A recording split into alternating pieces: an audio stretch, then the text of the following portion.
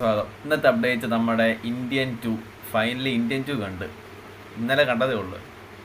ഇതുപോലത്തെ ഇതുപോലത്തെ ഒരു ആവേശകരമായ പടം ലൈഫിലൊന്നും കണ്ടിട്ടില്ല. കാരണം എടുത്തു വെച്ചിരിക്കുന്ന പറഞ്ഞാൽ നമുക്ക് ഭ്രാന്ത് വരും. അമ്മാതി എന്നാ എടുത്തു വെച്ചേക്കുന്നത്. ഈ ശങ്കറിൻ്റെ ഒക്കെ ഒരു ലെവൽ കഴിഞ്ഞ് പിന്നുള്ള ഈ സേനാപതി ആരാ? വേറെ സൂപ്പർ ഹീറോ വല്ലതാണോ?